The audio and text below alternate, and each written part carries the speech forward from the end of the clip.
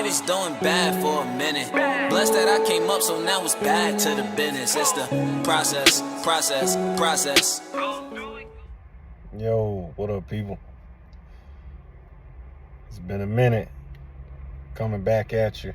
I'm gonna check in, just let you know, I've been doing some updates on the Chevelle, even though I ain't been dropping no videos on them. I still been putting in the work. The grind don't stop, and the car ain't never done, So I'll just give you a little update on, a few of the things that I did to it.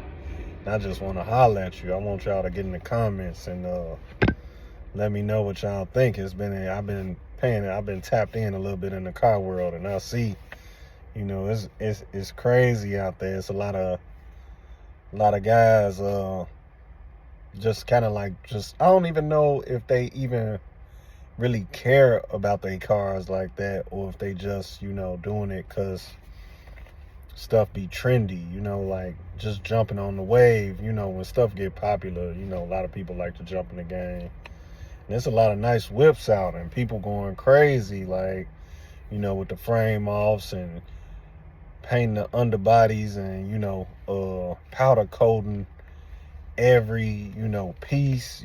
People is doing, the engine bays, going crazy with those. And it's just a lot, and I just want to know, like, do people care enough as far as, do your car need all that, or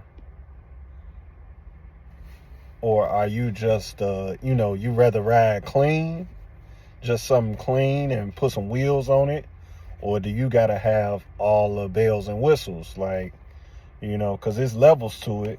Like, I know I ain't nowhere near top tier. I just got something clean, and yeah, I did go frame off. I did my frame off back in like 2020, but it wasn't, I had to. It wasn't even because I was following the trend. Frame off's been going forever, but when I did a frame off, it was because I ain't had no choice. But I did get my frame powder coated before I did it and everything like that.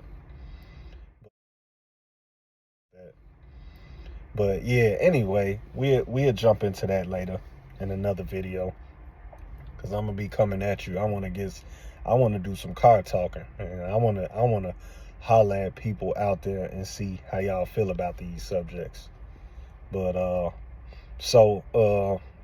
upgraded my music.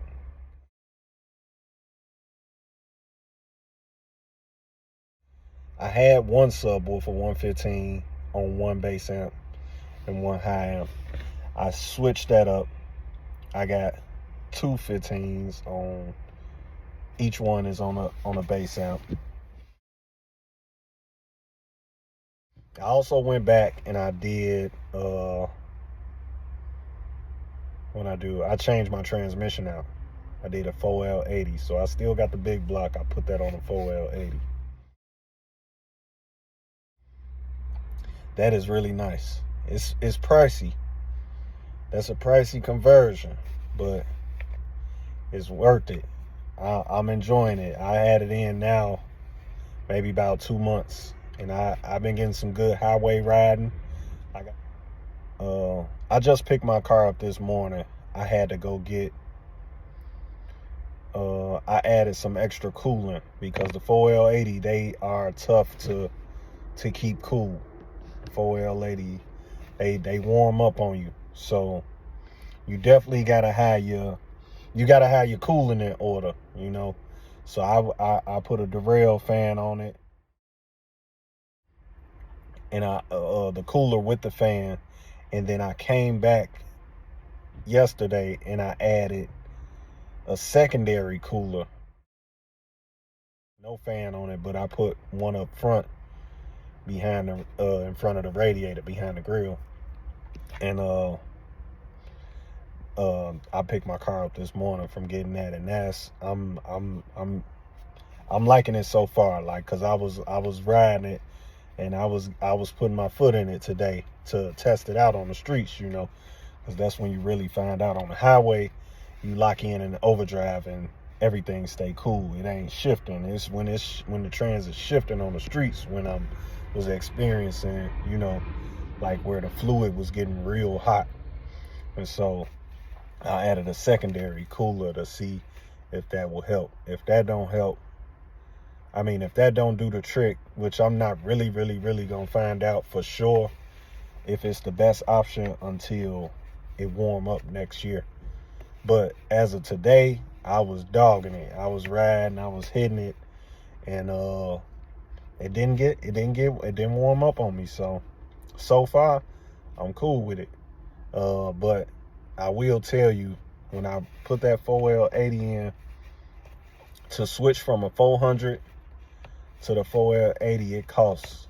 So I got a 4L80 from an old Tahoe, like a 99 2000. So those are electronic transmissions. 4 gears, it's overdrive, lock up transmission. I got I had to buy the controller. So since I got Sniper already, they make a controller that plugs into plug and play for the transmission. You know, to read everything through the computer. Got that. Had to buy that. That was almost $1,000. It was like 8 something. Had to get a cross member. I got I think I want to say that's G-Force, but it's already made for 4L80 for the Chevelle, so I didn't have to modify my exhaust or none of that. It's the way that it's made, everything was still able to go in place and the trans mounted up perfectly. I didn't have a problem with the you know, with the floor. You know, the tunnel, I didn't have a problem with the tunnel. Went right in. Bolting up to the big block, that was no problem because of the setup on there. I got a nice converter. The trans is built to handle like 1,200 horses, and then I got a converter that handles the same. So man, I got a tune on it, and man, I've been riding and I've been loving it. I took it on some long rides on the highway, 100 miles, and then I took it on the streets and tested it every which way, you know, and man, that thing is nice. It's night and day from the 400, man. When I take off now, it's super sharp, responsive, like it's perfect with when you dial it in, you know, with the right tune and everything, like it's perfect.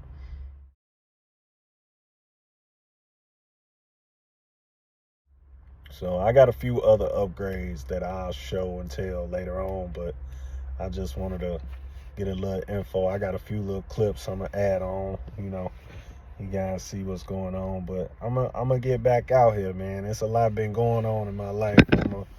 You know, it's been keeping me not interested in even making videos, but I want to get back to it, you know.